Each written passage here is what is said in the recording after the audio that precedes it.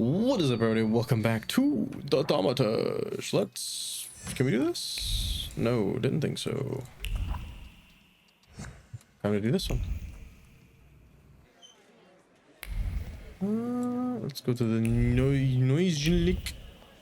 Noisig Synagogue. Synagogue. I know it's synagogue. Sorry if I sound a little tired today. Allergies are kicking my butt. I click travel. Why you no travel?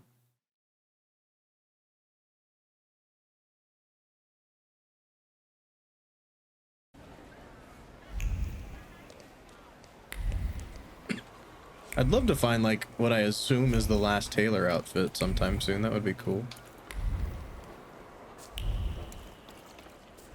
Be a pretty neat thing to discover.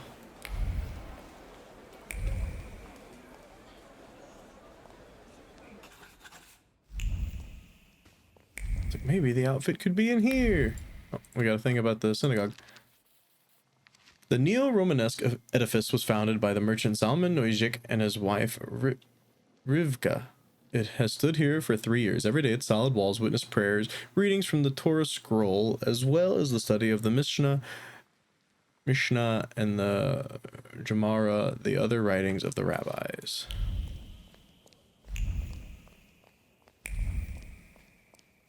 Yes, I'll talk to you in a moment. Just want to make sure there's nothing interesting here. Also, it's neat that we can wait in here.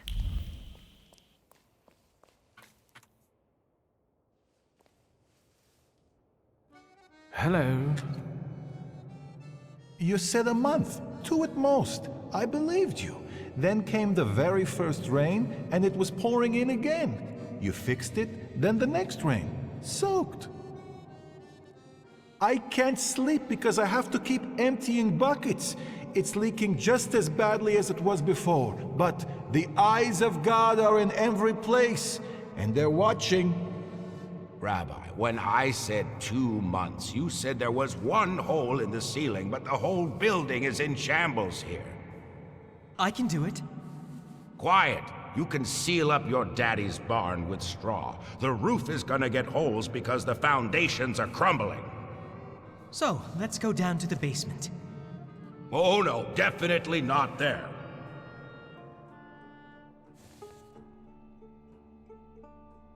What's in the basement that's so frightening? Hashem, something down there reeks so awful that... Come now, don't be silly.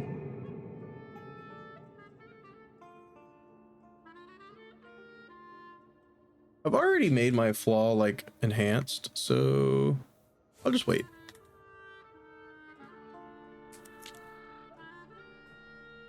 Why do you afflict me so? I know why, because you know I shall bear it. Well, sir, are you just here to listen, or have you got something to say? Am I speaking to Rabbi Sofer? You see, all I gotta do is mention these cellars and his name comes up. Would Hashem let a synagogue be haunted? Hey now, quiet. You're too late, I'm afraid. My name is Feldman. Rabbi Sofer departed this world almost a year ago. Forgive me, I have worldly matters to attend to. I can't leave without an answer. The way of a fool is right in his own eyes.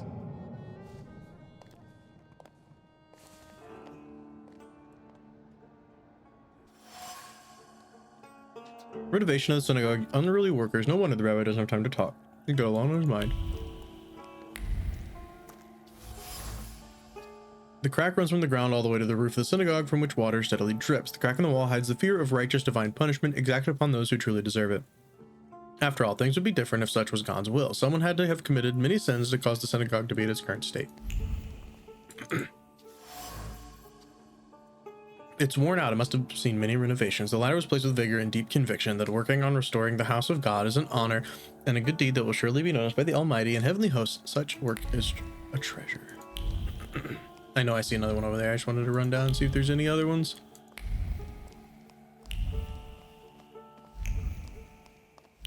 Doesn't appear to be. Just this bucket, huh?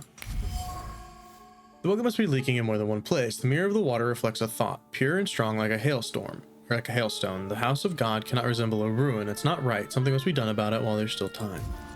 The workers are pious, but their faith has led them to different conclusions. The younger one wants to renovate the temple for God's glory as fast as possible. The older one fears that restoring that which God's will has destroyed is a sin. I should make sure that the prevailing interpretation is the one that aligns with my goals.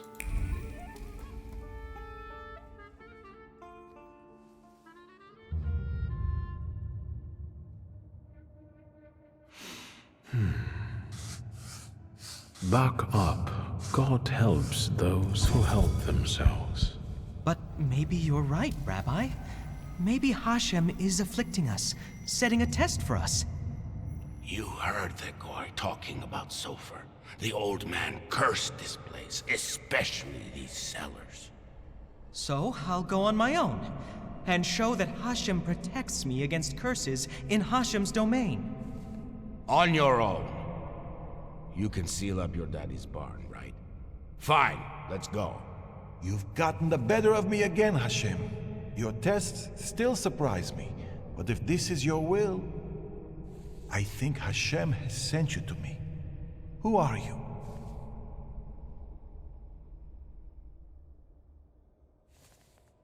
Yeah, we're looking for information about this. I'm the son of Wiktor Szulski, and I really need help. Let's go into my office. Let's show Hashem we accept the challenge. Let's do it. Rabbi Feldman. Rabbi Feldman, a sober-minded man too young to have succumbed to the bitterness that comes with public service. He still strives to help everyone and make the world a better place.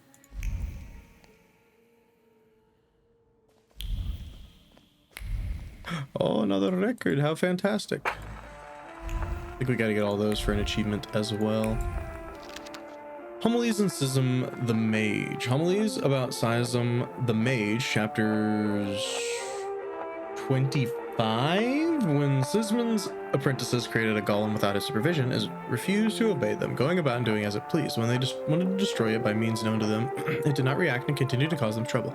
Finally, they turned to their master in shame and said unto them, that which was created only at its birthplace can be destroyed. And so the apprentices lured the golem to where it had been created, and it crumbled to dust. Oh, really? Please, tell me what problem brought you here. Maybe, Rabbi, you could tell me something about golems. Thaumaturge, golems belong to Kabbalah, and you're forbidden from knowing anything about them. It's a trap for a soul. There are tales of golems being summoned for revenge, or in good faith, for protection. But they all end rather badly. Rabbi Sofer put a curse on my father. Unfortunately, it started affecting his children as well. A curse is a serious accusation, you know. I find it hard to believe Sofer would do such a thing. Do you think this has something to do with a golem? I don't know. Did the old rabbi perhaps leave some things here? May I take a look at them? Yes, here you are. All his books are here. I don't think I threw anything out. Is there anything else I can help you with? Rabbi, could you tell me something about Sofer? He was fair, but also difficult and very principled, like this city. Riots, provocations, pogroms, overpopulation. But if he's the one who inflicted the curse, he must have been a powerful thaumaturge and Kabbalist. Who can summon a golem? Normally, it's determined by need. The Kabbalist rabbi summons the golem himself, but other Jewish people can also entreat him to do so. In legends, the golem is a terrible punishment and a tool for meting out divine justice. But I think it's an offense against Hashem, and revenge is no justice. How can I stop a golem? To summon it to life, you write the 3 Hebrew letters spelling emes, truth, on the clay that formed it. In an attempt to stop the monster, The heroes of these legends would erase the first letter from its clay body. That leaves mess, which means death. But I don't know how much truth is in that. Rabbi, could you help me understand something about Kabbalah? No, and I'll say no more on the subject. I fear for your soul. I'm afraid that I won't find anything more here. Thank you, Rabbi.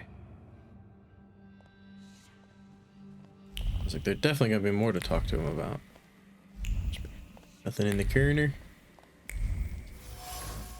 Prescription. A prescription for heart-strengthening liquor. The doctor's handwriting is hardly neat, but it radiates profound care for his companion. Letters stretch out with tenderness, wanting to ease the suffering of a friend, a special person with whom one shared the same ideals and the same mission, one meant to change the face of the world. The dregs at the bottom are covered in mold. The cup has been here for a long time. The words of a plea made over a cup of tea cower near the mold. A plea to cast the Golem's curse, justice for the sins committed against Mordecai and his community. Szulski should experience the wrath of the sons of Abraham. He must suffer just punishment. An expensive fountain pen with a bitten tip. Someone here doesn't concern themselves with much with worldly possessions. The words left his throat but stopped at the bitten end of the pen and refused to march further. The rabbi wanted to confess everything, to talk about the motives that guided Stanislaus' actions. He didn't, though, in the name of the greater good. Just making sure there's nothing like in the front here. All right.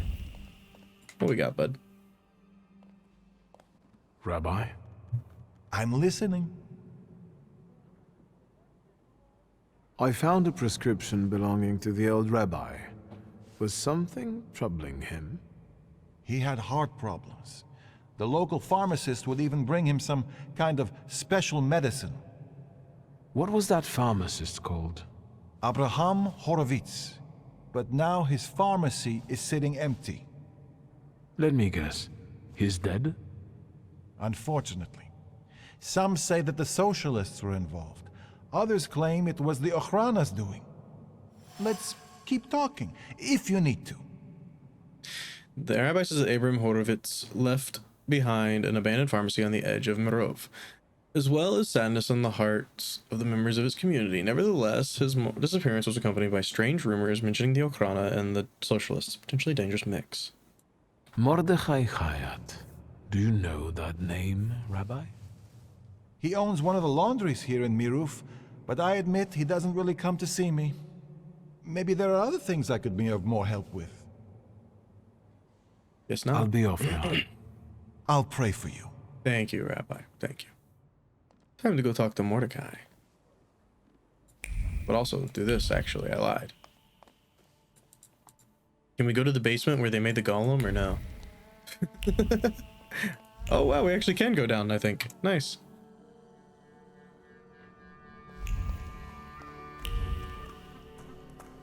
Is there going to be anything actually down here right now?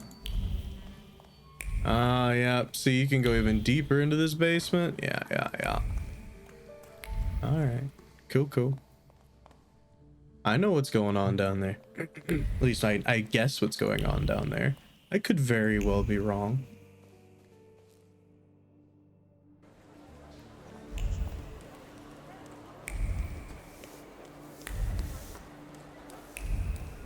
I'm imagining like if his pharmacy was like literally right here. How convenient that would have been.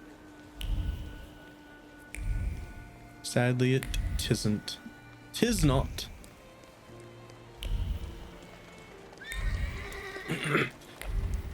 If you guys know of like a point of no return in this game, by the way, definitely let me know when that is, because I'm gonna want to explore like everything that I can. So yeah, just in case you guys know of some random point of no return, let me know. I guess sneeze. Oh, sorry about that. All right. The windows are boarded up and the doorstep is covered with a thick layer of dust. The pharmacy was the jewel in the neighborhood's crown, until it wasn't. Customers took their business elsewhere, which wouldn't have been such a bad thing if not for the whispers. Whispers of the place having a bad aura, which forever destroyed that which was once good about it. It has rings from glasses and cups on it. Someone wasn't using a coaster. The destroyed wood of the windowsill is filled with the fear of revenge from the people he ultimately failed to help. People who will come not for medicine but to wring his neck. This is still better than the fate the thaumaturge will inflict on him. Szulski is the one to be feared. I can see the bottom. Gone is the sheen of the pomade. The box is densely covered with words of matter-of-fact calculation. Focus on the goal. Carrying out the command will require the explosion to be spectacular. It must shake the very foundations of the Tsar's empire, and that will require more pomade. Much more. But how can one get it without the Tsar's dogs are tracking everyone's move? Mordecai blames father for the disappearance of Abraham Horowitz, but he does not know the whole truth. Horowitz was involved in a dangerous game between the socialists and the Ochranas, which sooner or later would have put many people in danger. Stanislav Szulski got rid of the apothecary in cold blood, but he did it in the name of the greater good. Interesting. Gotta go talk to Mordecai now.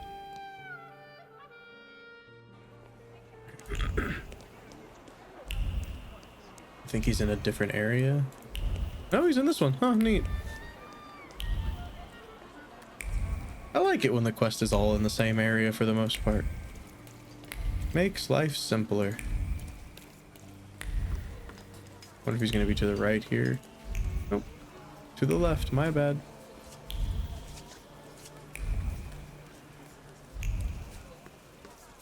Alright, Mordecai. We got some talking to do. You're talking nonsense! By Abraham's beard, that's the way it was.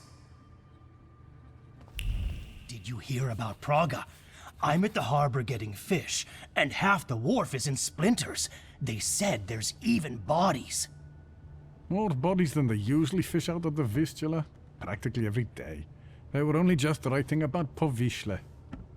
But listen to this. They're saying it's some giant did it all. You sure? Maybe I can help. Recently, I've taken an interest in one of those. Leave us alone. Did you wander in here by mistake? You got some dirty laundry that needs cleaning, Mr. Szulski.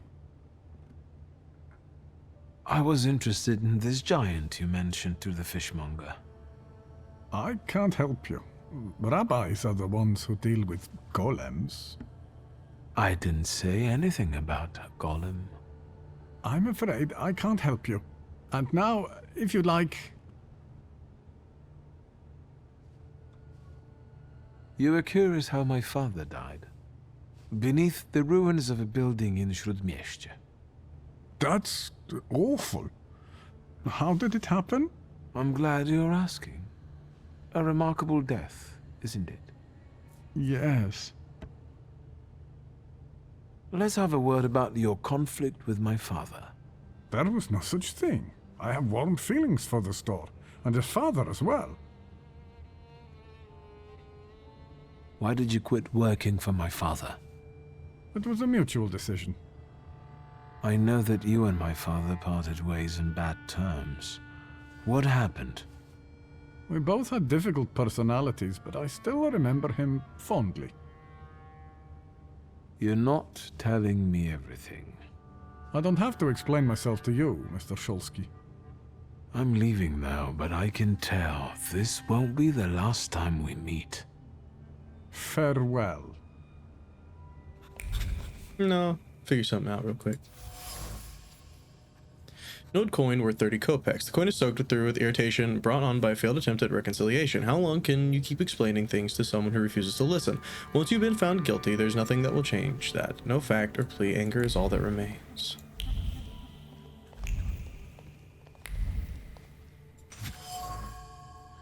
Father Mordecai on the store's opening day. They look happy. The photograph is covered with a thick layer of regret and disappointment. Mordecai really believed in all of it, in friendship and good intentions, and in the fact that Stanislav Szulski was a good person. Unfortunately, he was wrong. All that was left of the friendship was bitterness. Mordecai Kayet was father's friend and colleague until Stanislav Szulski did something that awoke hatred in his friend. Whatever it was, it pushed Mordecai to the edge, and he asked Rabbi Sofer to cast the Golem curse. Unfortunately, once father died, the curse passed on to me. Thanks, Papa. Mordecai. Is there something else you need? Yes, actually. Let's talk about your relationship with my father. A tense relationship. Mr. Szulski, I'll say it one more time. Stanisław and I didn't quarrel. Liar. Your anger still lingers around the photograph of my father. You're going to find it hard to hide anything from me. I'm not in the habit of speaking ill of the dead, Mr. Szulski. Especially to their family. Old grudges drove us apart. Not all stains are easy to remove, especially ones on a person's honor. And might they give you a reason to seek revenge? A motive? I can't summon golems if that's what you're getting at. But you know there is such a possibility. Is that all? I need to get back to work. I know about the pharmacist. Beg your pardon? All this is because Abraham Horowitz, isn't it? He lost his life, and the whole community felt it. Seems like you did most of all. I just don't get why Horowitz was so important to you. Community. Something you Szulskis don't know a thing about. Here, we take care of everyone equally. No one is more or less important than anyone else. Your father's punishment was fitting for his actions and his background. The wrath of the Jewish people. A death for a death. Was it worth it? A golem is a blunt instrument that kills and harms everyone in reach. What are you talking about?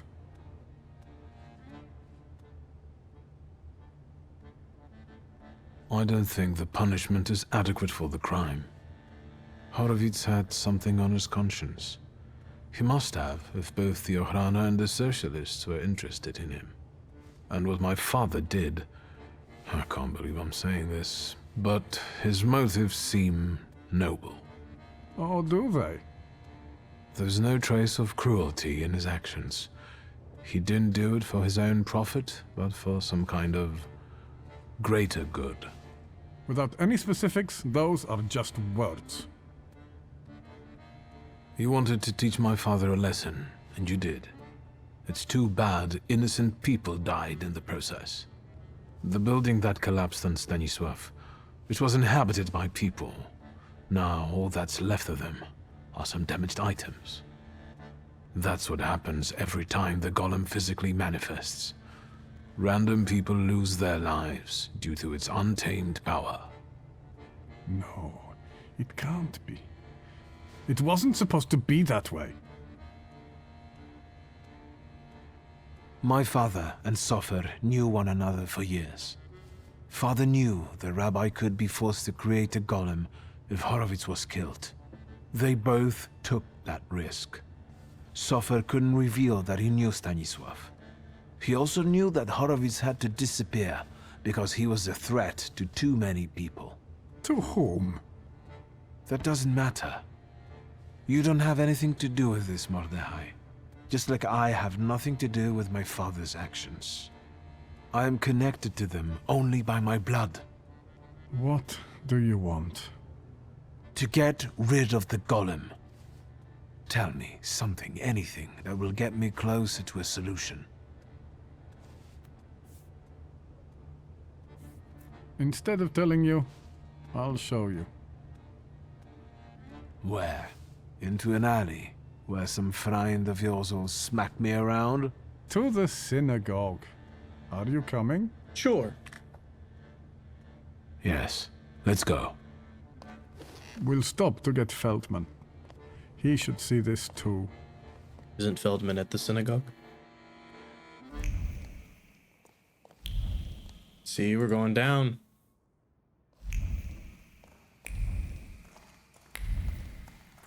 Yeah, you should tidy up in here.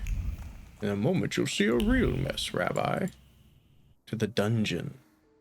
Oh my.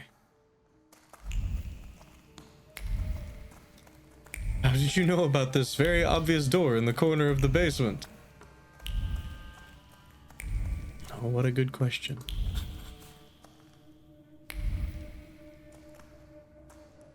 Where are you going? Let's be honest, it keeps the ceiling from collapsing, but it looks ready to collapse itself, hardly encouraging. The column trembles with the fear of a man who is watching the summoning ritual Golem. The embodiment of a salutor was being born in an incredible yet terrifying spectacle that was more like a nightmare than a beautiful dream. Material with painstakingly inscribed Hebrew incantation. Words of deep concentration hovered over the material. Any mistake, even the smallest slip in the placed incantation, may spell failure or the death of the Kabbalist. Therefore, keep calm and proceed slowly with precision. The stakes are very high. The clay was probably used to create the golem. Pieces of the dilemma attached themselves to the thin, wet clay. On the one hand, animating a golem is an extreme measure, reckless even. On the other hand, that louse, Szulski, had it coming. Given his crimes, no punishment is too great or severe. This is how the golem got out. This explains Feldman's problem with the roof. Stones crack, crumble, and fall. The wall crumbles into dust, faced with a brutal, inhuman strength fueled by only hatred, emptiness, and destruction. This is where the golem that chased down and killed Father was summoned, and now it's after me. I thought salutors couldn't take on physical form, but I was wrong. The Kabbalah and hatred are capable of bending even the fundamental laws of thaumaturgy. I can't undo this on my own. I need an ally. And that was pretty much everything in here, yeah? Seems that way. Where are you guys at? Oh my god, you guys are slow.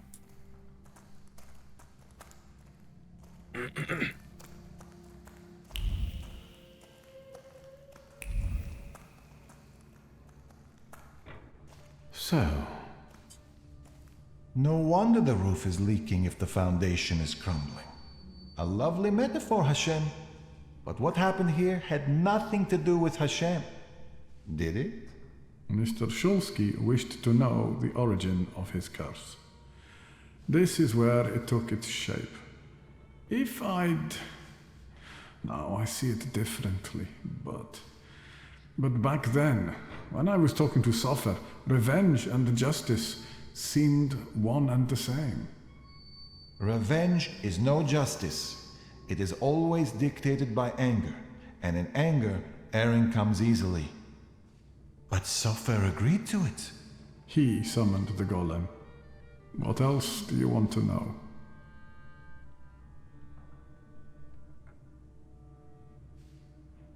this place won't tell me any more. And what have you learned? These are the remains of some fabric that Sofer wrote something on, in Hebrew, I think. This might be some prayer, incantation, even a spell. There's not enough left to read anything.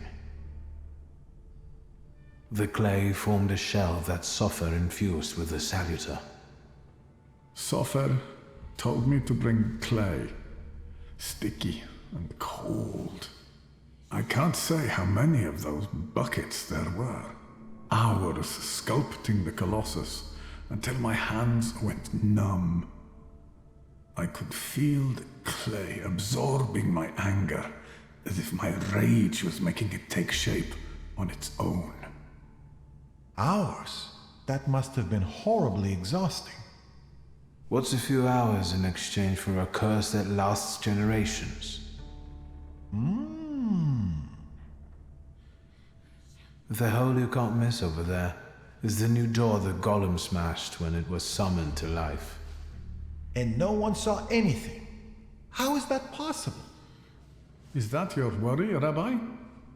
That's all, but I'm not any closer to a solution. I need someone like Sofer. A thaumaturge and a Kabbalist? Do you know one, Rabbi?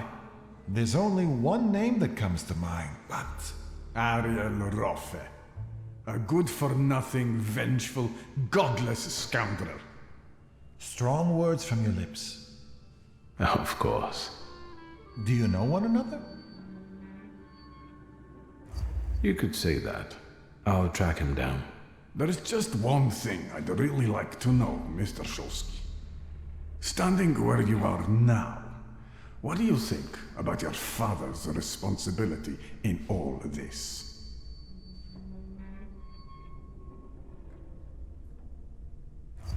As I see it, the punishment you inflicted on my father is out of proportion to his guilt. Meaning?